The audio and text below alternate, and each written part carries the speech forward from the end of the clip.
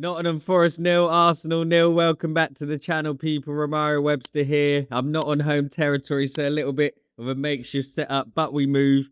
And we're moving quicker than the team at the minute. I'm not quite sure what I just watched, but it was boring.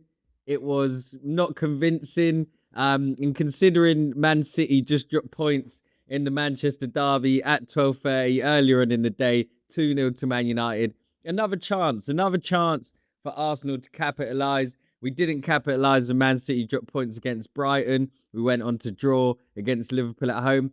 And I'll be honest, it feels like another missed opportunity for the boys. It feels like we're getting these chances to put City to bed and we're just not taking them. When you think about if we beat Liverpool and beat Nottingham Forest today, that puts us 11 points ahead of City. And at that point, you're probably saying the league's done. It also puts you 11 points ahead of Aston Villa, who play Everton at home tomorrow. And if they win, they go 5 points behind us. And we all know how much Unai Emery likes spoiling Arsenal's day, Mikel Arteta's day. But look, it's a long season and I'm not going to panic. So let's talk about the game. The starting lineup. Let's start with the lineup. So obviously we played Chelsea, beat Chelsea in the first leg of the Carabao Cup on Wednesday. The likes of Saka started, Trossard, Saliba, Gabriel, and we saw some of those players start again today. The same midfield: Zubimendi, Rice, and Odegaard. Probably our best midfield three. I'm going to talk a little bit about Eze, Wanyeri in a moment, but they're the three that you sort of expect to see. And then obviously our defence, the same defence: White, Gabriel, Timber, and Saliba at the back. But when you look to the wings and you see Madueke and Martinelli starting on the wings, you're not angry at it. You can't really complain and you sort of take it. It is what it is. They're good players. They're in the squad. That's what they're there to be used for. When you need to pull Saka out or you need to pull Trossard out or Martinelli or Madueke, then the others can fill in and do a job. Did Madueke and Martinelli step up to the task today? Not really. I think Madueke had a decent game. There's a moment when he hits the ball back into the box, and Martinelli essentially misses from 2 or 3 yards out. Left-footed, quite reactive himself and Gabriel at the back of Nottingham Forest box. And Martinelli just puts it wide. I'm not sure how he's missed. It was quite a quick chance. It came at him quite quickly. So it's always easier than it's not as easy as it looks. It is a hard chance. But for me, the level you're at in these sort of crunch games away from home where you're not going to get loads of clear-cut chances. We know what Nottingham Forest are like. We know they make it difficult, especially under Sean Dyche. You have to take those chances, and we didn't. So Martinelli and Madueke, flattered to deceive for me. I love individualism. I love individual quality, especially from wide players. You think of the likes of Morgan Rogers, you have Ousmane Dembele, Doué, Kvaratskhelia, Lamine Yamal. Those sort of players in the world, I love them. Even Saka at times, not quite as natural as the players are named, but he can get you off your seat. And for me, Madueke and Martinelli had a big chance today, and I'm not sure they took it. But whilst we're talking about the attack, let me talk a little bit about my boy Victor Gyökeres. Now, the thing with Vic is it's tough. I don't know what the answer is because he looked decent against Chelsea.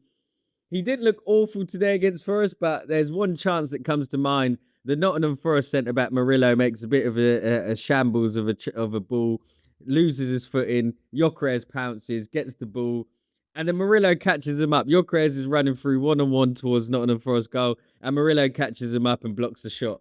For me, that was a chance for Gyökeres to show he's quick enough, physical enough to play in the Premier League, get away from the Premier League defenders, and that sort of worried me because that is Gyökeres' strength, his space, and he had the space to run into it, didn't take the chance and didn't score. A lot of people have criticised Saka for not feeding him the ball.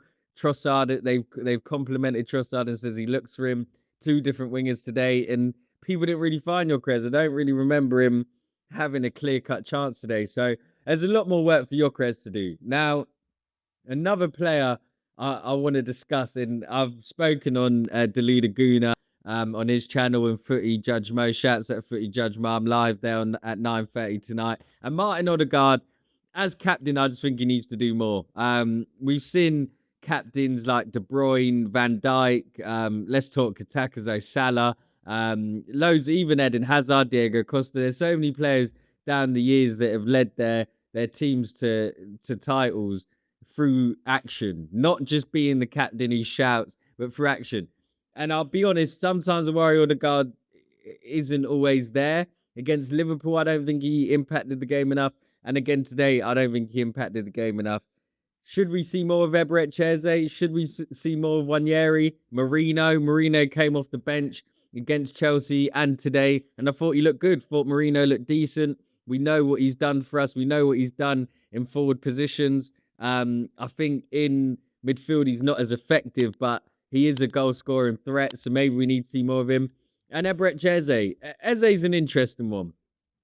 Eze comes off the bench today, 79th minute, and you ask yourself, what is he going to do in 10 minutes? What can Eberechi Eze do in 10 minutes? There's not a lot. There's not a lot he can do, especially when the game plan is to get the ball wide and just cross the ball in. I think Eze might have had 4 or 5 touches, and they were probably all in his own half or just to keep the ball ticking. I don't know what it is, and this is why I'm probably a little bit apprehensive about criticising Odegaard fully, because I think he's Mikel Arteta's assistant on the pitch in terms of he's carrying out all of his instructions, helping the team play the way Arteta wants, and Arteta is very strict in how he wants his team to play. There's not a lot of fluidity within this Arsenal system, and I'm beginning to worry that Eze just doesn't fit it because he's not quite Declan Rice's role on the left-hand side of midfield, although I think that is the best place for Eze to play. But because of how Arteta sets the team up in the system, it just feels as though Eze doesn't work as a left centre midfielder, which leaves the only place for him to play is on the right side, which is Odegaard's role. And when I see Zubimendi popping up in the box against Chelsea scoring goals, I see Rice against Bournemouth scoring goals from the edge of the area, I ask myself, there's got to be room for Eze in that. There's got to be room for Wanyeri to come in and be part of that fluidity. It just feels too stiff at the minute.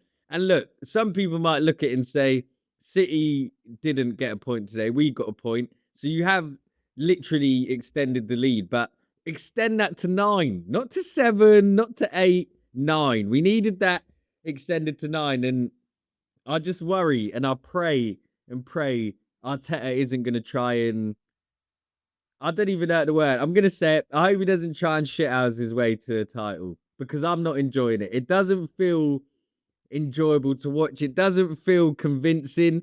But the scary thing is, after everything I've said, I still think we'll win the league. I don't think Aston Villa are going to be there till the end of the season. I think they'll be Champions League, but I can't see them doing it. Liverpool have dropped points again at Burnley. They're obviously nowhere to be seen. And Man City, I just don't think are good enough. They've obviously completed the signing or on the verge of completing the signing of Mark Gahey, which is big. But then they lose to Man United today. And it probably at the time felt like a big loss because people might have expected Arsenal to capitalise on that, and we haven't. But I don't think it's the end of the world. I do think we'll still go on to win the league. I know it's quite ballsy of me saying that, but I'm looking at the table here. 7 points gap between us and City. As I said, Villa go to Everton tomorrow. I think they'll beat Villa they're at home to Villa to Everton. Sorry, I think Villa beat Everton. That'll put them 4 points behind us. I thought it was 5. Yeah, 4 points. Villa to it's not good enough. It's not good enough. I mean, let's look at some of our next games just to try and calm ourselves down. Inter Milan away in the Champions League. That's great. Yeah, nothing, not a problem about that. And then Man United at home. 2 tough games. 2 tough games. Inter Milan, I think they're top of Serie A at the minute. Man United seem to be buzzing with Carrick in, beating Man City. They're going to have their tails up. And then after Man United, we have Kairat in the Champions League at home, which is quite a nice fixture. Leeds away, which isn't easy. They've stopped a lot of big teams recently on a bit of a run. I believe they won today 1-0 against Fulham. Then we have the second leg against Chelsea, Sunderland at home, Brentford away. They're our next 6 games or so. Looking at that, we need to be winning a lot of them games, if not all the Premier League games. For me, Premier League's priority. Champions League's handled itself. We're into the next round of that. We're not going to have the playoffs. But Premier League's key. And when you're talking the likes of Leeds, Sunderland, Brentford, with all due respect, Man United at home. They're games that the champions should be winning. It's a bit underwhelming Saturday. I was ready, kicking back, thinking, yeah, we're gonna get the 3 points, job done. United had got the business done. Shouts at Michael Carrick. Big up Steve Holland. Don't know why Roy Keane was cussing you, but then we end up drawing 0-0 with Nottingham Forest. Underwhelming. But yeah, let's move. We got to move. We got to win next week against Man United at home. Big opportunity at the Emirates. I think the fans will be up for it. I'm hopefully gonna be there for the game, cheering the boys on. So yeah, let's see what the boys do. I'm still confident, but we need a little bit more. We need a little bit more. But that's it for me. Thank you for watching, people. Make sure to like, subscribe to the channel, and I'll see you next time. Peace.